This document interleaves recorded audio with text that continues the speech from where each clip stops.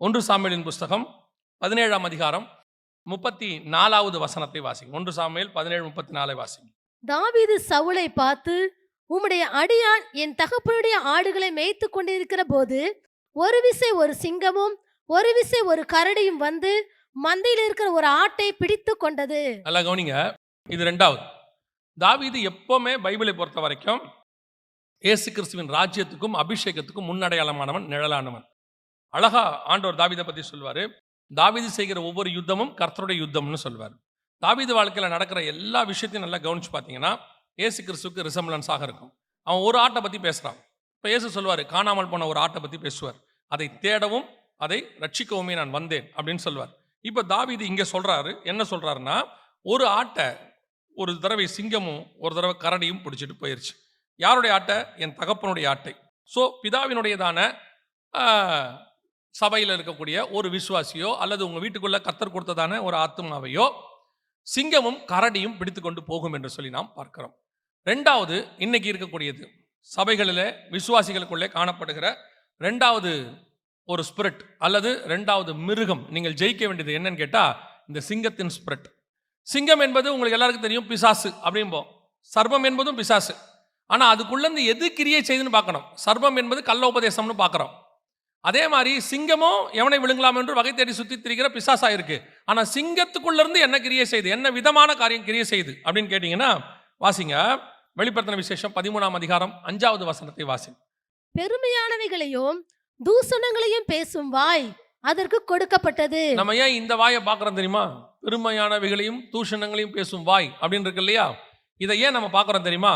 அதே 13:2 வாசிங்க. நான் கண்ட மிருகம் சிறுத்தையை போல் இருந்தது. அதன் கால்கள் கரடியின் கால்களைப் போலவும் அதன் வாய் சிங்கத்தின் வாயை போலவும் இருந்தன. வாய் எப்படி இருந்துச்சு? தாவீது எதன் வாய்க்கு தப்புவித்தார்? எதை தப்புவித்தார்? ஆட்டை தப்புவித்தார். ஆடு என்பது ஆத்துமாக்களுக்கு சமானமாக இருக்கிறது, விசுவாசிகளுக்கு இருக்கிறது. அப்போ சிங்கத்தின் வாய்க்கு தப்புவித்தேன். சிங்கத்தின் வாய் அப்படின்னா என்ன அர்த்தம்னா, பெருமையானவைகளையும் தூஷணமானவைகளையும் பேசும் வாய் அப்படின்னு இருக்கு. இந்த 2 காரியம் இன்னைக்கு கடைசி காலத்தில் மிக அதிகமாக இருக்கு. ஒன்று பெருமை, இன்னொன்று தூஷணம். முதல்ல பெருமைன்னு எடுத்துக்கிட்டீங்கன்னா, சபை இன்னைக்கு சின்ன சின்ன விஷயத்திலிருந்து அது கிருபையை தாண்டி பெருமைக்கு போகுது. கிருபைங்கிறத ஒரு உபதேசமாக தான் வச்சிருக்காங்களே ஒழிய பெருமை தான் பிரதானமாக இருக்குது. பெருமையான காரியங்களை பேசிட்டு கடைசியில் ஒரு டேக் போடுற மாதிரி எல்லாம் கிருபை அப்படின்ட்டு போயிடுவாங்க. ஆனால் சொல்லும் போது பார்த்தீங்கன்னா அப்படியே பயங்கரமாக பெருமையானவைகள்.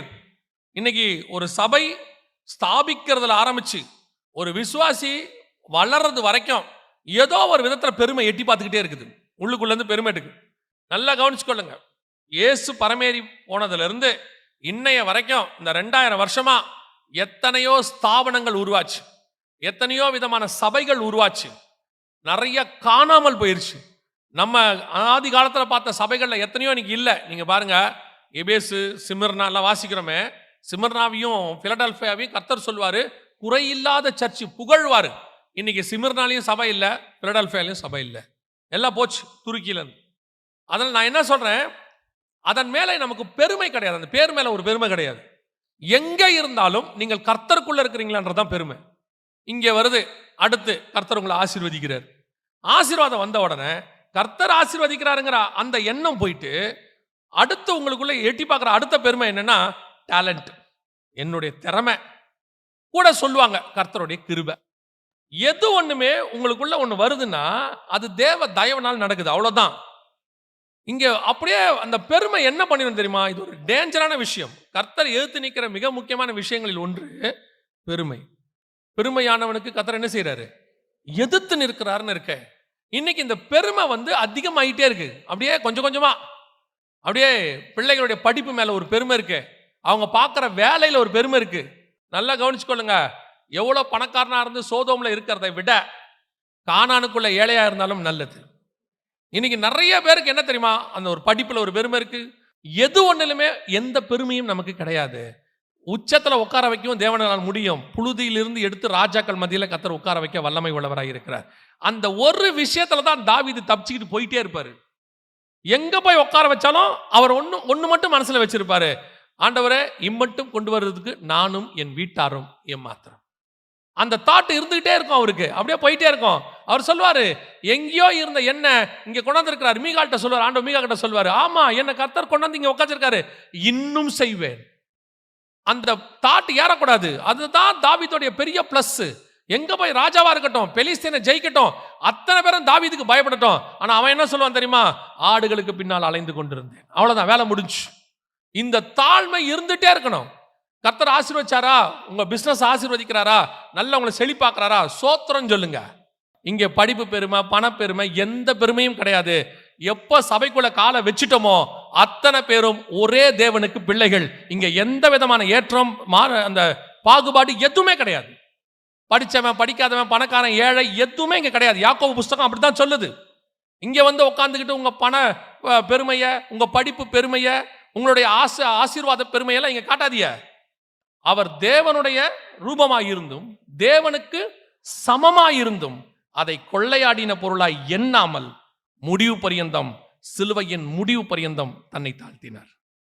அப்பேற்பட்ட சர்வ வல்லமையுள்ள தேவன் 13ஆம் அதிகாரம் யோவான் சொல்லுது, பிதா தாமே நியாய தீர்ப்பு செய்கிற அதிகாரத்தையும் கொடுத்துட்டாராம், எல்லா விதமான அதிகாரத்தையும் அவர் கையில் கொடுத்துட்டாராம். அத்தனை அதிகாரத்தை வாங்கின இயேசுவே சிலுவையின் முடிவு பரியந்தம், அதாவது மரணம் வரைக்கும் தன்னை தாழ்த்தி இருக்கிறாருன்னா, நீங்களும் நானும் ஒண்ணும் இல்லாத ஆளு கர்த்தருடைய கிருபையினால் வந்து நிக்கிறோம். இப்போ சொல்றேன், இந்த இடத்துல வந்து நான் நிக்கிறதுக்கு காரணம் கர்த்தருடைய கிருபை மட்டும். என்னை விட படிச்சவங்க, என்னை விட நல்ல டேலண்ட் உள்ளவங்க, நல்லா ஸ்பிரிச்சுவல் லைஃப்ல இருக்கிறவங்க எத்தனையோ பேர் இங்க உட்காந்துருக்கீங்க. இங்க ஏன் என்ன நிக்க வச்சிருக்காருன்னா, கிருபையினாலே மட்டும் நிக்க வச்சிருக்கிறாரு. என்னைக்காவது நம்ம யார் தெரியுமா, நம்ம என்ன பிரசங்கம் தெரியுமான்னா ஆண்டவர் சொல்றாரு, உனக்கு முன்னாடி ஒரு ஆளை காட்டுறேன் பாரு. அதுக்கு தான் உங்களுக்கு சொல்றேன். சில ஆட்களெல்லாம் ரொம்ப பெருமையா பேசி நான் என்னது அப்படின்னாங்க, சொல்லி முடிச்சு அவ்வளவுதான். தயவு செய்து உங்ககிட்ட இருக்கிற அத்தனையும் கர்த்தர் கொடுத்தது, கர்த்தருடைய ஈவு. உங்களை விட டேலண்டான எத்தனையோ பேருக்கு கிடைக்காத வேலை நீங்கள் கர்த்தரை நோக்கி பார்த்ததுனால் கர்த்தர் கொண்டு மேலே உட்கார வச்சிருக்கிறார். சும்மா கீழே இருக்கிறவனை போட்டு என்ன பண்ணக்கூடாது, அப்படியே நசுக்க கூடாது. கூடுமான வரைக்கும் எல்லோரிடத்திலும் அன்பாகவே இருங்கள், தாழ்மையா இருங்க. தாழ்மை உள்ளவனை கர்த்தர் உயர்த்திக்கிட்டே போவார், இன்னும் உயர்த்திக்கிட்டே போவார். அல்லேலூயா. ரெண்டாவது அதே வசனத்தை வாசிங்க பார்ப்போம். 1 சாமுவேல் புஸ்தகம் 17:34 திருப்பி வாசிங்க. தாவீது சவுலை பார்த்து, உமது அடியான் என் தகப்பனுடைய ஆடுகளை மேய்த்து கொண்டிருக்கிற போது ஒரு விசை ஒரு சிங்கமும் ஒரு விசை ஒரு கரடியும் வந்து மந்தையில் இருக்க ஒரு ஆட்டை பிடித்து கொண்டது. இந்த சிங்கத்தினுடைய ஆவி நமக்கு தெரியும், பெருமையானவைகளை பேசும் வாய் அப்படின்னு பார்த்துட்டோம். இந்த கரடியின் வாய் என்ன? ஒரு விசை சிங்கமும் ஒரு விசை கரடியும் பிடித்து கொண்டது, நான் அவைகளை அந்த ஆட்டை பிடித்து கொண்டது. அடுத்த வசனம், நான் அதை தொடர்ந்து போய் அதை அடித்து அதை அதன் வாய்க்கு தப்புவித்தேன். கரடியின் வாய்க்கும் சிங்கத்தின் வாய்க்கும் தப்பு வச்சிருக்கிறார். அப்ப கரடியின் வாய் என்பது எதை குறிக்கிறது? வாசிங்க, தானியேல் புஸ்தகம் 7ஆம் அதிகாரம் 5வது வசனம் வாசிங்க. பின்பு கரடிக்கு ஒப்பாகிய வேறே 2ஆம் மிருகத்தை கண்டேன். அது ஒரு பக்கமாய் சாய்ந்து நின்று தன் வாயின் பற்களுக்குள்ளே 3 விலா எலும்புகளை கவ்விக்கொண்டிருந்தது. எழும்பி வெகு மாமிசம் தின்னென்று அதற்கு சொல்லப்பட்டது. கரடியின் வாய் என்ன சாப்பிடும்? வெகு மாம்சம். இதை நீங்க உலக பிரகாரமாயும் எடுத்துக்கலாம், அல்லது ஆவிக்குரிய விதத்திலையும் எடுத்துக்கலாம். உலக பிரகாரமாக எடுத்துக்கிட்டீங்கன்னா, கடைசி காலத்தில் இருக்கக்கூடிய மிகப்பெரிய பாவமாக வேதம் சொல்லுது பெருந்திண்டி. மத்திய எழுதின சுவிசேஷம் 24, 37, 38 புசித்தும் குடித்தும்னு இருக்கும். அதுக்கு விளக்கமாக ஆண்டவர் என்ன பண்ணுவார், லூக்கா எழுதின சுவிசேஷத்தில் அந்த புசித்தும் குடித்தும் அப்படிங்கிறதுக்கு 21ஆம் அதிகாரம் லூக்கா எழுதின சுவிசேஷம் 34வது வசன வாசிங்க. 21:34.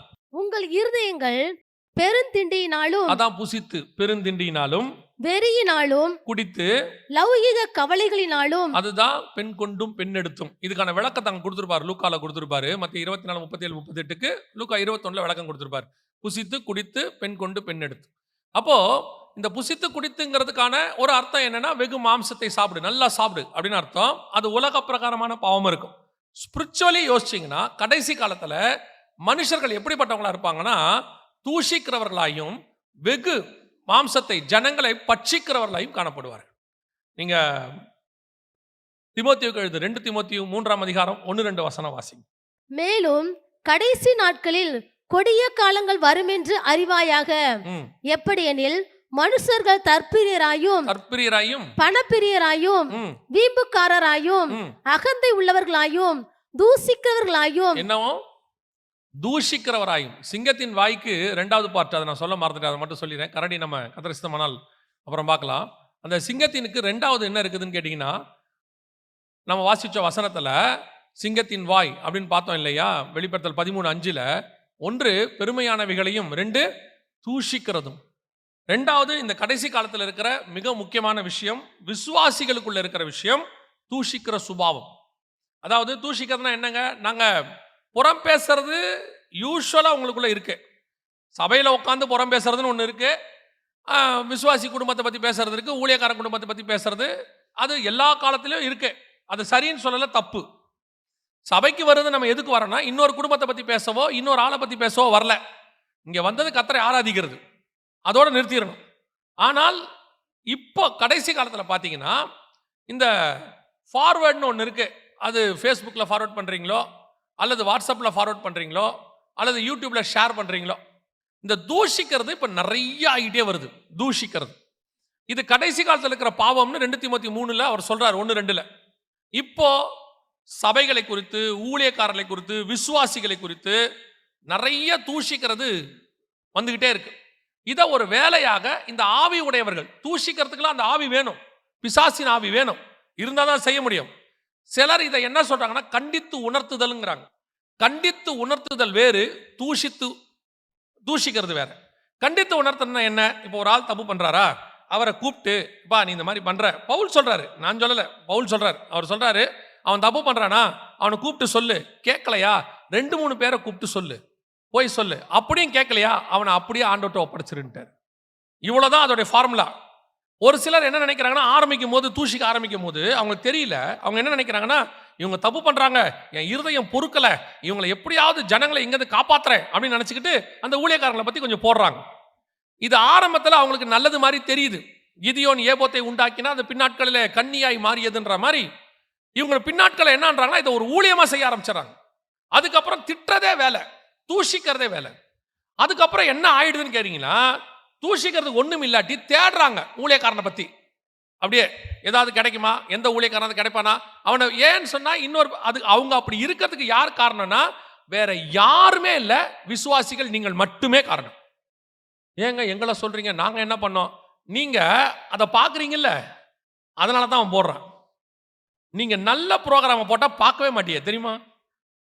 நீங்க ஒரு நல்ல செய்தியை, ஆவிக்குரிய செய்தியை போடுங்க, 500 பேர் பார்ப்பீங்க, இல்லை ஒரு 1000 பேர் பார்ப்பீங்க. ஆவிக்குரிய 7 வழிகள் போடுங்க, 1000 பேர் தான் பார்த்துருப்பான். பரலோகத்துக்கு செல்வது எப்படி 2000 பேர் பார்த்துருப்பான். மகிமையின் மேல் மகிமை 750 பேர் பார்த்துருப்பான். இப்படி போடுங்க, அந்த ஊழியக்காரர் குடும்பத்தில் நடந்தது என்ன,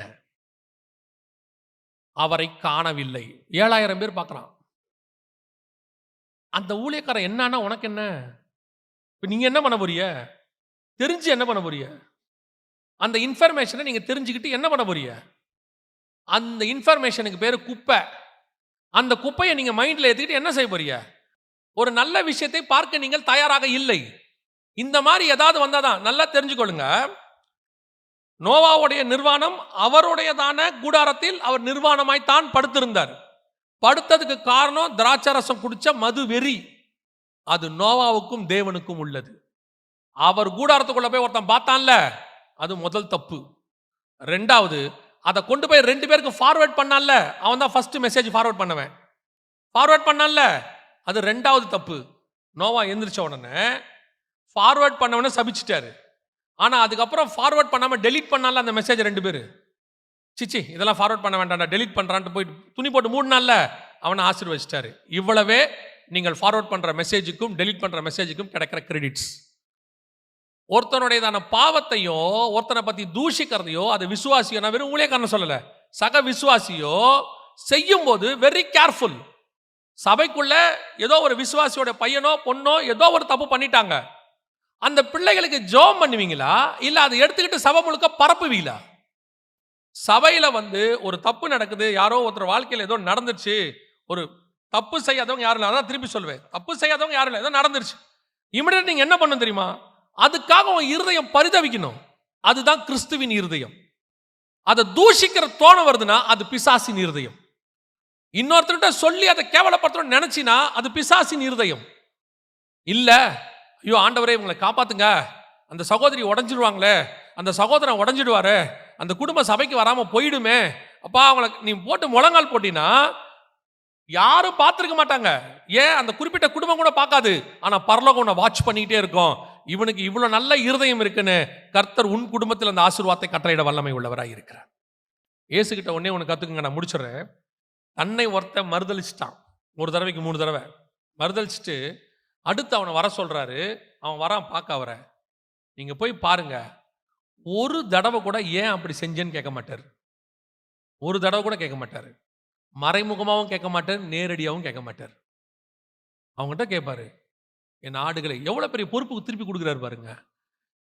அவன் நம்மளா தான் என்ன பண்ணுவான், மறைமுகமாவது ஒரு குத்து குத்திடுவான் இல்லையா? மறைமுகமா என்ன செஞ்சிருவான், குத்திடுவான். ஒரு பையன் தப்பு செய்யறான்னா அவன் ஏன் பையன் தப்பு செய்யறான்னு தான் பார்க்கணும். அவன் திருந்தணும் தான் நினைக்கணும். ஒரு 15 வருஷத்துக்கு முன்னாடி ஒரு வாலிப பிள்ளை பையன் ஒருத்தன் ஊழியத்துக்கு வந்த புதுசுல ஒரு தப்பு பண்ணிவிட்டான். ஒரு பாஸ்டர் கூப்பிட்டு என்ன சொன்னாரு, அந்த பையன் தப்பு பண்றான், அவனை இது பண்ணுங்க, அந்த பையனை அப்படி பண்ணுங்க என்ன சொன்னார். நான் சொன்னேன், அந்த வயசுல அவன் அந்த தப்பை தான் செய்வான். யார் செய்யல, அவனை திருப்பி உருவாக்கணுமா இல்ல அவனை கொல்லணுமா? நான் சொல்லுவேன், இன்னைக்கு அவன் திருமணமாகி பிள்ளைகளோட நல்ல ஊழியம் பண்ணிக்கிட்டு இருக்கான். அன்னைக்கு மட்டும் அவனை கொண்டு இருந்தோம்னா அவன் ஆண்டவரோட தூரம் போயிருப்பான். கிறிஸ்தவம் என்பது விழுந்தவனை கல்லெறிந்து கொள்ளுவதல்ல, விழுந்தவனை எழுந்து நிற்க பண்ணுவது. அதான் கிறிஸ்தவம். சபைக்குள்ள ஒருத்தர் கூட தூஷிக்கிறவளா இருக்கக்கூடாது. ஒருத்தரை பத்தி இன்னொருத்தர்கிட்ட பேசாதீங்க.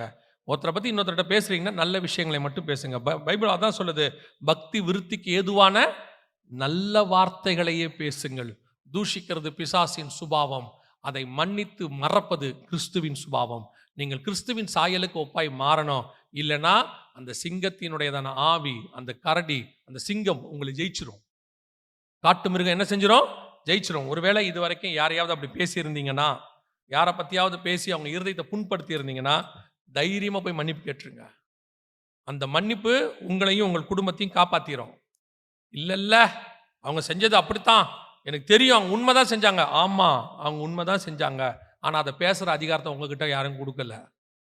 அவங்கள பத்தி பேசுற அதிகாரத்தை கர்த்தர் யாருக்கும் கொடுக்கல. உங்களுக்கு கொடுத்த அதிகாரம் என்பது இன்னொருத்தருக்காக ஜெபிக்கிற அதிகாரம் மட்டும்தான் கர்த்தர் கொடுத்திருக்கிறார். அல்லேலூயா.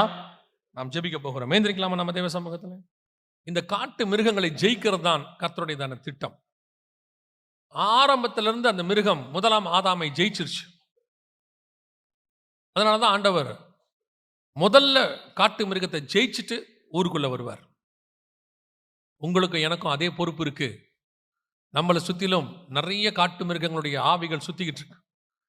சர்பத்தின் சுபாவம் உடையவர் இருப்பாங்க, சிங்கத்தின் சுபாவம் உடையவர் இருப்பாங்க, கரடியின் சுபாவம் உடையவங்க இருப்பாங்க, நரிகளும் குழி நரிகள் சுபாவம் உள்ளவங்க இருப்பாங்க. வசனம் சொல்லுது உன்னத பாட்டில், தோட்டத்து காய்கள் பிஞ்சும் பழமா இருக்கிறது, நரிகளையும் குழி நரிகளையும் பிடிங்கள். அப்படி ஒன்று இருக்கு. ஓநாய்கள் இருக்கு, பைபிள்ல இருக்கு. இன்னும் இத்தனை மிருகம் இருக்கு. கடைசியா பாதாளத்திலிருந்து ஏறி வருகிற மிருகம் இருக்கு, அந்தி கிறிஸ்துவின் ஆவி இருக்கு. இத்தனை மிருகங்களை வேதம் சொல்லுகிறது. இன்னைக்கு நம்ம இந்த 2 மிருகங்களை தான் பார்க்கிறோம். இந்த சுபாவங்கள் நமக்குள்ள இருக்கக்கூடாது. உங்கள் குடும்பத்தை பத்திரமா பார்த்துக்கொள்ளுங்க. சர்பத்தினுடையதான உபதேசங்கள் வீட்டுக்குள்ளே வராதபடி பாதுகாத்துக் கொள்ளுங்க. 2வது, பெருமையானவைகளையும் தூஷிக்கிற வாய் நமக்கு வேண்டாம். தாழ்மையானதும் அடுத்தவரை ஆசீர்வதிக்கிற வாய் இருந்தா போதும். தாழ்மையா பேசுங்க. யாரை பத்தியும் தேவையில்லாததை பேசவே பேசாதீங்க. நீ என்ன இன்னைக்கு விதைக்கிறையோ நாளைக்கு அது உனக்கு விதையும், முளைக்கும். ஒப்பு கொடுப்போமா? சபை கர்த்தருக்கு முன்பாக ஆண்டவர் சொல்றார் ஏசாயா 5:2, மகா செழிப்பான மேட்டிலே எனக்கு ஒரு திராட்சை தோட்டம் உண்டு. அந்த மாதிரி நம்முடைய சபை நல்ல மேட்டில் இருக்கிற சபையா, அநேகருக்கு முன்மாதிரி சபையா, அநேகர் வந்து பார்த்து இந்த ஐக்கியம், இந்த அன்பு, இந்த சமாதானம், இந்த சந்தோஷம் எங்கேயுமே இல்லைங்க அப்படின்னு சொல்லக்கூடிய மேட்டில் இருக்கிற சபையா மாறிடணும். வந்துட்டு ஒருத்த பின்மாற்றம் அடையக்கூடாது.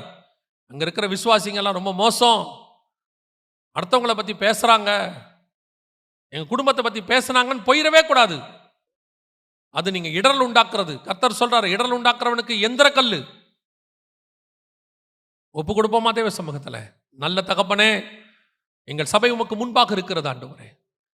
எங்கள் சபை உமக்கு முன்பாக கற்புள்ள கன்னிகையாக, கரை திரையற்ற மனவாட்டி சபையாக, தேவனுக்கென்று நியமிக்கப்பட்ட சபையாக, சத்தியத்துக்கு ஆதாரம் தூணுமான சபையாக நிற்க கிருபை பாராட்டும். ஆசீர்வதியும். எங்கள் சபை விசுவாசிகள் அத்தனை பேரும் பவுல் சொல்லுகிறது போல ஆண்டவரே, உங்களை நாங்கள் மாதிரிகளாய் வைத்து போகிறோம் என்று சொல்லபடி இந்த பட்டணத்துக்கே எங்கள் விசுவாசிகள் மாதிரிகளாக இருக்கட்டும்.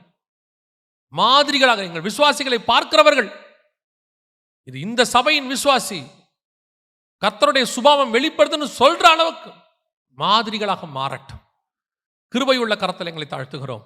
எங்கள் ஆண்டவர் இயேசு கிறிஸ்துவின் நாமத்தில் பிதாவே.